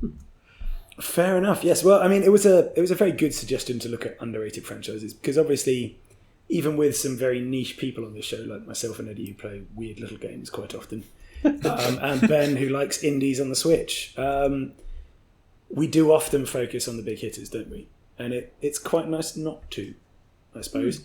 So my first pick for this is, I mean, I'm still going space related, obviously, because it's me. Is Sins of a Solo Empire. Any of you heard of that? No. I have not heard of it. I am not surprised, guys, but it is a franchise, and it actually has its 3rd game, but Sins of a Solo Empire 2, we'll go into that, coming out quite soon. So there have already been 2, which is Trinity, and then Rebellion, which there wasn't a 1. That's just how it works. It's an RTS 4X combo sci-fi space game, and it disappears in that category because you've got things like Stellaris, Endless Space, Homeworld, all the other ones in there. Oh, Homeworld, is that the one that was advertised like at an event ages ago, like Homeworld 3 coming out or something? Yes, it was. People whooped a lot for it. They did, yes, because these are the big ones in this genre. But actually, this one deserves a lot more time to be given. So, Sins of Solo Empire, it's a little bit slower. It's a smaller scale, like a tighter focused scale. Very politically sort of defined. And it's absolutely brilliant. And it does disappear behind those bigger games, but it deserves better. Oh, but it's cheap. I believe Rebellion can be picked up very cheaply now. On Steam, it's $33.50. Oh, maybe I last looked at it in the summer sale. Okay, disappointing. Wowzers. But it is an excellent Remnant game. For that price. Almost. Yes. You get 14 of my games for that price. Yes. But, I mean, even at that price point, it is worth it. It's a fantastic game. And I'm kind of really looking forward to 2, which is the 3rd game in the series. Yeah, that's the only way to go. But yeah, I know, it really winds me up. But I am looking forward to that a lot. But yeah, if you've not heard of it, but like this type of game, I would very much recommend it.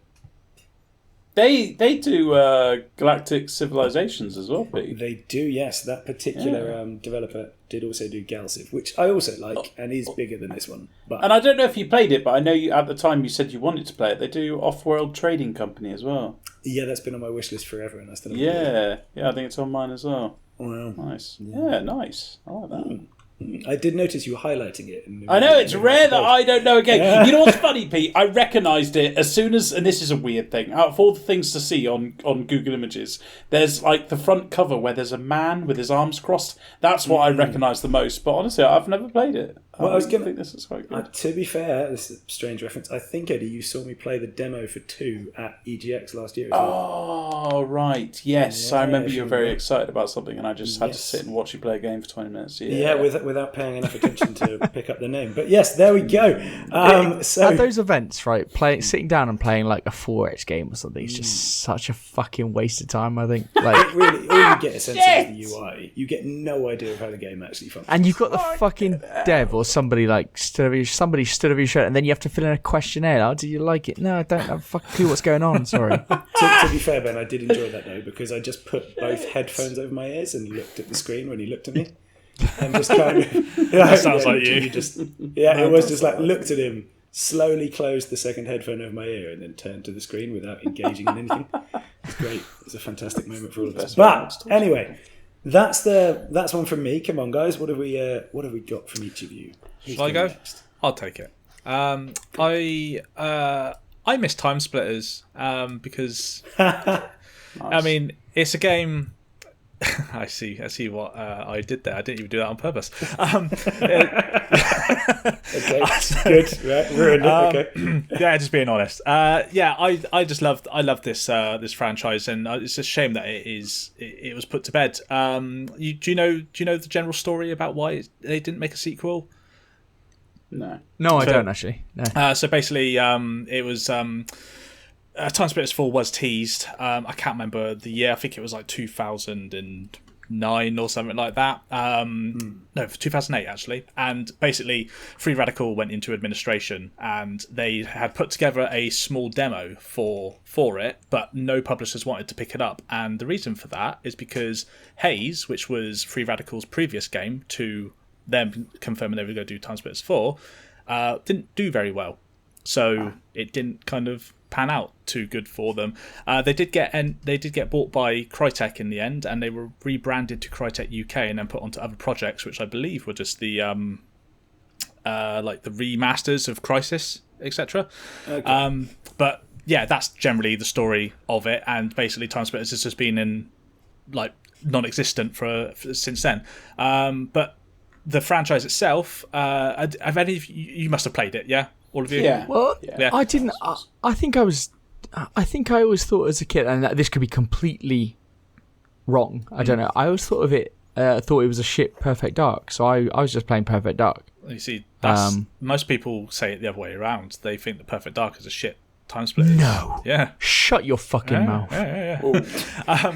Anyway, so Time Splitters it's just like no one's ever said that. It's just a you ain't gonna let that go,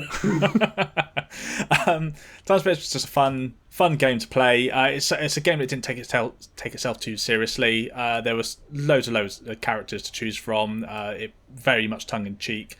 Lots of movie references in the single player campaign, which as a single player game was actually very kind of fleshed out, because you had a challenge mode, arcade modes, and a campaign as well. But the main draw of it was the multiplayer, and even Future Perfect was online. That was the first time that the game went online. But Time Splitters 2 and 1 was local, and you could have AI bots on there as well. And I think it was up to 16 players. Obviously, 4 players for you like real players, and then the rest were bots. But it's just such a fucking fun game to play. And just play Virus. Do you remember Virus?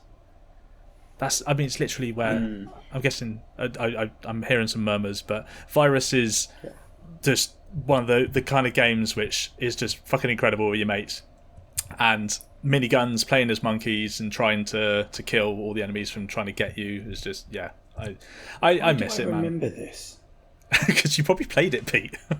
Yeah, is that a long? Anyway, move on. I can't place it. Okay. But yeah, it's one of those. It holds a special place in a lot of people's hearts. A lot of people have fond memories of it, but the demand doesn't seem to be there to make it would have to do something very good now, because the FPS genre is obviously totally saturated now, and this was a very different game back then, but it did lead the way for others before it. So After it, sorry. Yeah, I think it'd be really tough to bring it back. I think, I mean, I think the new Perfect Dark that's supposed to be coming out is going to find it fucking impossible as well. Like, there's some big heavy hitter FPS games like multiplayer, online ones, and that obviously like Call of Duty dominates, and some others have done well as well. But there's like 3 or 4 of them, and that's it, isn't it? Yeah. And then you move into like the Counter Strikes and shit like that. But you know, Time Splitters probably hasn't got a place. Probably not. I think they need to. I think they'd probably just be best off doing a proper remaster, like a fully fledged remaster of it. So. I also think, and what do you think about this? Like, is it? It's like fucking 20 years ago, isn't it? Like the people who are coming up and gaming now in their 20s, they don't know what this is. Am I right in saying that? I think it's a mixed bag. I would say on that, but yeah, I think there's some truth to what you're saying. But anyway, yeah, Time Splitters, gone for not forgotten. Wow. Okay. That was a really poor ending. Yeah, you really dragged it down at the end there. Come on, Eddie, pick us back up. Come on, let's start with my biggest one, probably Icewind Dale. You know them? You know those games? This was your biggest one. To be fair, Pete actually will know this. So. Yes. Yeah, this is in my opinion the most underrated game franchise. Yeah, they're from Black Isle Studios, so they're the ones that publish your Baldur's Gate. They are Baldur's Gate kind of games. You know, the hardcore like RPGs, true to form. The reason why I say this is underrated, honestly, because everyone talks about Baldur's Gate, and fair enough, because I think Baldur's Gate games are amazing. Well, 1 and 2 and the sequels to 2 as well. But, I haven't played 3, so I'll hold my judgment there. But, yeah, I just thought Icewind Dale was... I remember typing in what games are like Baldur's Gate 2, Shadow of Arm. And then I got Torment games and I got Icewind Dale games. And I bought them all. And I was so surprised with Icewind Dale. Like, there's just... I found them a lot better. Not only is the story quite good, but there were loads of different things. Like, for example, there's random item generation in the game, while Baldur's Gate is not. It's all predetermined. So once you play it once, you kind of know where to go for what items, and it doesn't become a true RPG. While Icewind Dale, you play it over and over again, and then there's that time when you open up a certain chest or you loot this certain body, and you get this amazing thing. And with that there were way more spells. There were more creatures. I just thought, I thought the Icewind Dale games were fucking amazing. And of course, going back to what I was saying earlier, they're cheap as shit. I remember even at the time I was picking them up for 10 quid. I bet now they're about £1 probably. But yeah, I just thought really underrated. No one really talks about them. Everyone talks about Baldur's Gate when it comes to true RPGs. But honestly, Icewind Dale series, I think that's fantastic. I think, nice. Yeah, fair enough. It's Icewind Dale, that's the one that's more dungeon crawlery, isn't it? You get a bit more time fighting monsters and... Exactly, it's way more monster-y focused than kind of human, going through cities and stuff. Yeah, exactly. Yeah, I did really enjoy that game. Yeah, fair. Yeah. God, I haven't thought about that in a while, though. We are it's because when you think about these games, you don't really think of Icewind Dale series. You think of, your Baldur's Gate or even Divinity now. So, yes. Yeah.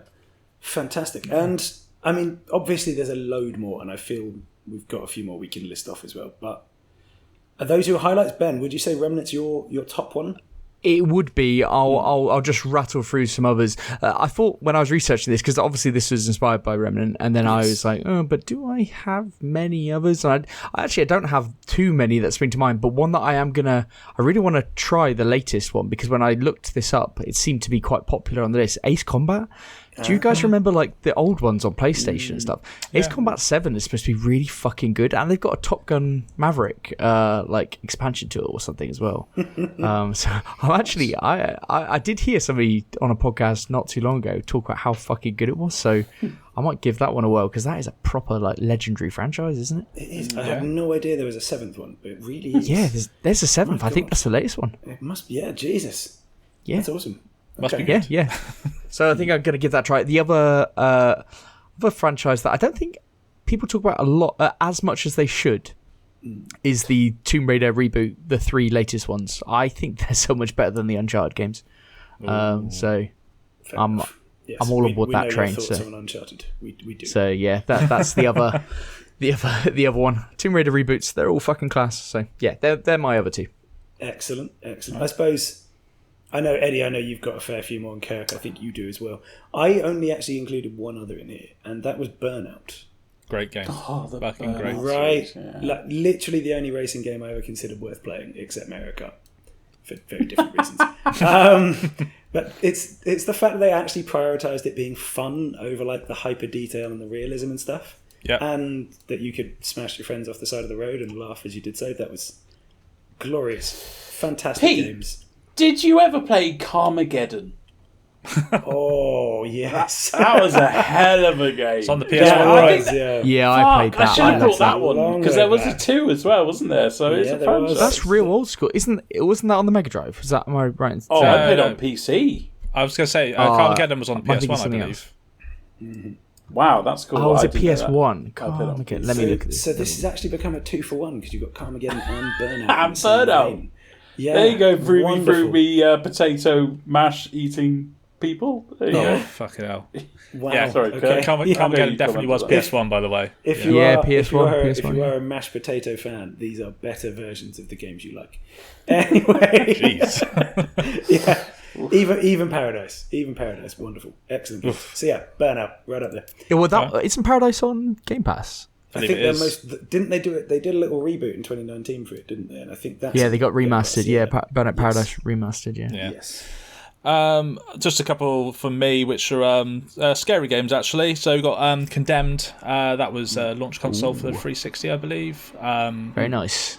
And yeah, it was one of those creepy atmospheric games. You play as an FBI agent, and you're going through what is you think is going to be. You're going to kind of like investigate a relatively normal serial killer kind of thing, but it ends up getting really fucking weird as you're going into it. And yeah, the game as well was fantastic because it combined dark corridors with great sound design, and rather than there were guns in the game, but they were very few and far between, it actually focused on melee combat, and it got you like really up close to the nitty gritty of the enemies.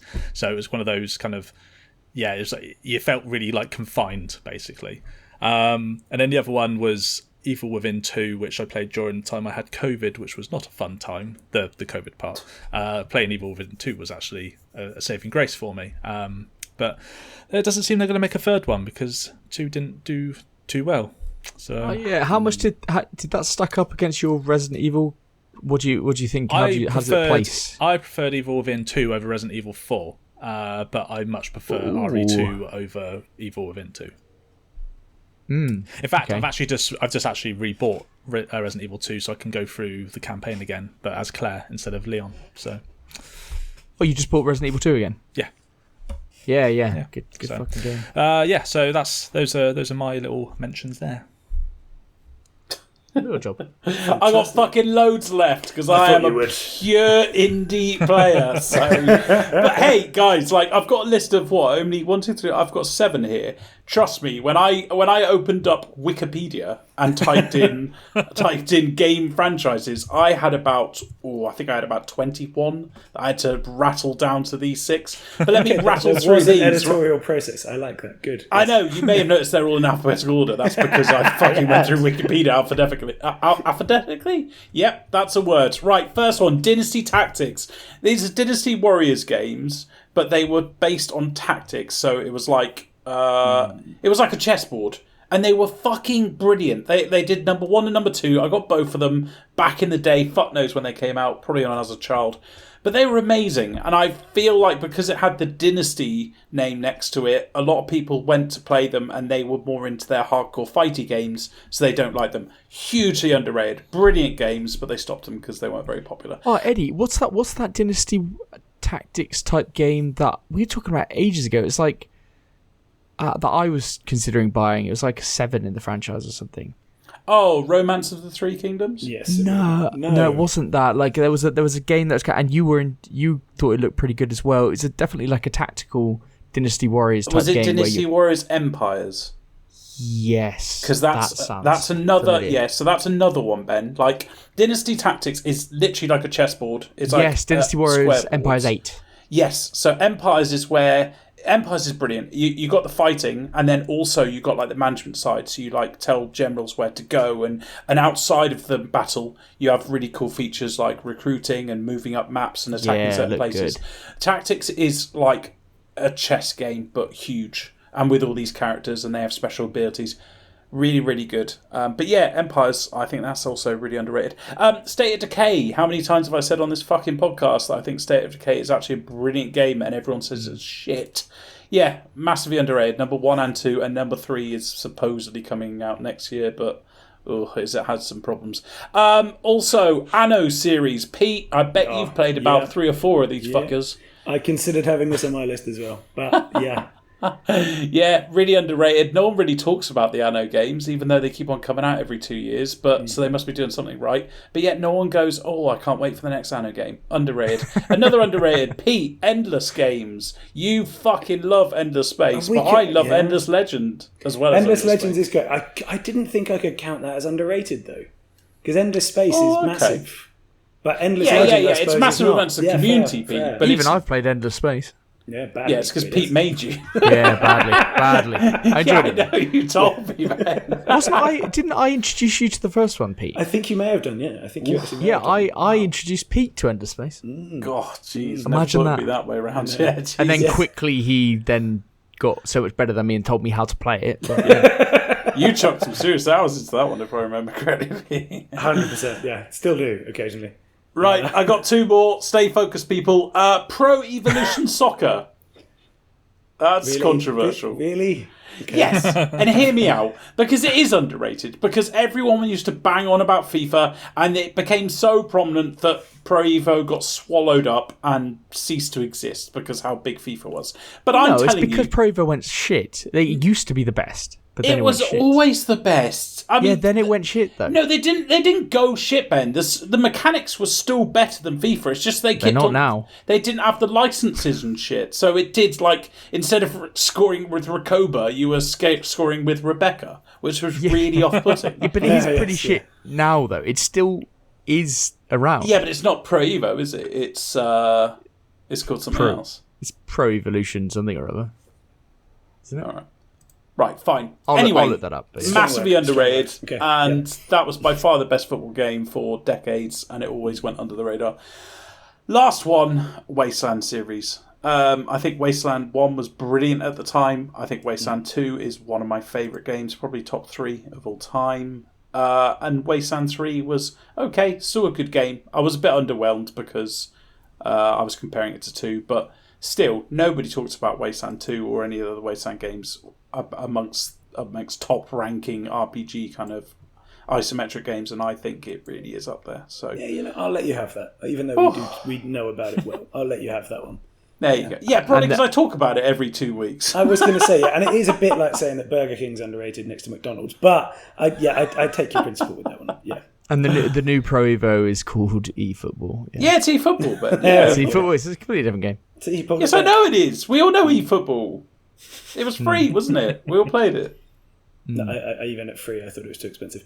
But anyway, firstly, Ben, I'd like to thank you for the suggestion. I think this has been an excellent topic, and hopefully people listening might pick out a random new franchise from that.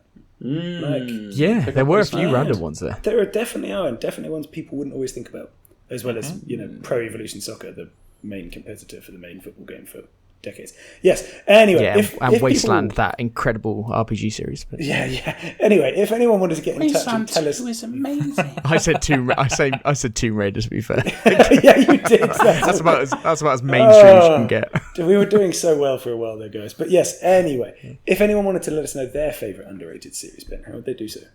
Yes, email us at podcast@grumpygamers.co.uk or tweet us at grumpygamerspod. Fantastic. But for this week, it is GG. GG. GG. GG.